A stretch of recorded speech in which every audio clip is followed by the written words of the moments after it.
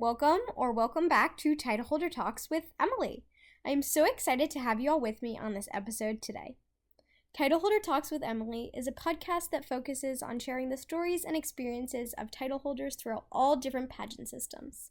Today's guest is a very special guest, and I am so excited to have her join us today. See you when she joins. Hi, everyone. So we have a very special guest joining us on the podcast today. And Avery, if you want to introduce yourself, go right ahead. Hi, my name is Avery Bradley. I am the Miss Iowa Teen 2024. I'm 14 years old and I'm going to be a freshman at Muscatine High School, and I am very excited to be talking with you today. Yay! So thrilled to have you joining us today and to jump right into these questions that I have for you. First and foremost, how did you get your start in pageantry and in the Miss America opportunity specifically?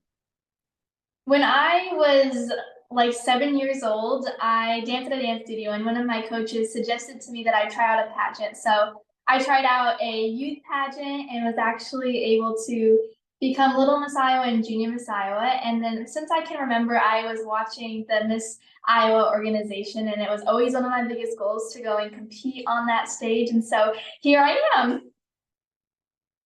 That is so awesome to see that you've been involved within the Miss America program and the Miss Iowa program for so long. It's so great to see that you were able to stick around and then win the title at such a young age.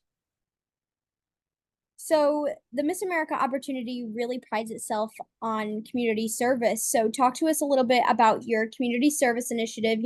What is it? How did you start it? And what have you been able to do with it so far as Miss Iowa's teen? My community service initiative is called A Fraction Ahead, and it's where I focus on advocating for females in STEM. I chose this because when I was in around fourth grade, I started taking more advanced math classes, but I realized I was one of very few girls that were in these math classes. And so I created my service initiative to be a role model for young girls and help hopefully get them interested in STEM. And so far this year, I've been able to have a really big impact. I volunteered with a lot of after school and out of school programs. It's one of my big targets. I've donated over 100 STEM kits for students to take home, and I've had personal contact with around 200 students just this month. Actually, I've only been Miss Iowa Teen for a month, which is crazy, and so I'm really excited to keep working with it throughout the rest of the year. That is so awesome and such a unique platform as well. Girls in STEM is really important, especially within the workforce in today's day and age. So I'm glad For to sure. see that there are people that are advocating for that throughout different pageant systems. Yes. So to move on to some more fun questions, what was your favorite memory that you were able to make at your state competition this past year? Let's see. I Some of my best memories. Okay, we were at a dinner. This was my favorite. We were at a dinner, and it was the night before finals, and so everyone's a little bit nervous, but to get the nerves out, we had Jimmy John's for dinner, and our host mom, she also brought us some oranges. So I was juggling oranges right before finals. It was not the best juggling job, but it was certainly something. So we were all trying to juggle oranges, and it was pretty fun. That is such a great memory, especially because it incorporates the sisterhood, which is another big aspect of the Miss America opportunity. And it's good to also see that you guys were able to kind of calm down and have fun before, Yeah. something that might have been a little bit stressful during the final competition. hmm So to keep on with the favorites, what is your favorite phase of competition and why is that your favorite? I definitely love interview the most. I think it's so great to have that personal interaction with the judges and just get to let them know a little bit more about myself. I love it short and sweet and right to the point. Interview is a very, I think, unique phase of competition because, like you mentioned, you get to have a one-on-one conversation with the judges where not only do they get to know you, but you also get to know them before they may see you for a total of like 2-ish minutes on stage within a vast majority of other contestants. It's just a really awesome way for the judges to kind of sit down and really get to know you based on your paperwork and what you truly stand for. And so points of the crown, are a very big part of competition and even just the Miss America opportunity in general. So what is your favorite point of the crown and why? I would have to say it's the service point of the crown. I think it's so important that this organization encourages girls to go out in their community and get involved and make a difference. And the main mission is to really empowering women to lead. And I think that the point of the crown of service really stands for that. And the young women, a part of this organization, really make a difference in the lives of others. Absolutely. I totally agree with you. And, there's so many different opinions when you are asked that question because all of the girls like all of the different points of the crown and even the different phases of competition. And I think just having the different points of the crown really differentiates the Miss America opportunity from, say, any different pageant system because it's able to bring us together in so many different ways. Yes, for sure. So, like you mentioned earlier, you've only been crowned for about a month now. What have you been able to accomplish so far with your title and as Miss iOS Teen 2024? The main things have been really with my service initiative. Like I said, I've been able to reach about 200 students, and I'm hoping to continue and grow that number. I think this year I've also been able to get into a lot of different events. I'm definitely racking up those community service hours for sure. I feel like I've been able to make a big difference, and so it's been really great to experience this opportunity. That is so awesome to hear that you're already hitting the ground running, especially with your community service initiative. And you mentioned community service hours, and I know that that is a big part of graduation requirements for schools. So it's nice to see that you're getting a jump start on those as well.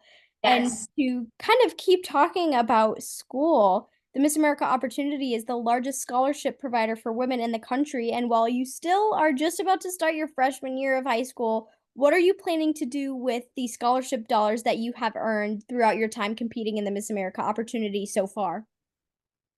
So my plan is to invest in myself and hopefully be able to attend Ohio State University and earn a master's degree in aerospace engineering. I've loved engineering and math since I was young, and so I really am hoping to achieve that one day. And so being a part of this organization that gives out so many scholarships to young women is great because any help with out of state tuition is definitely going to be a less barrier to success.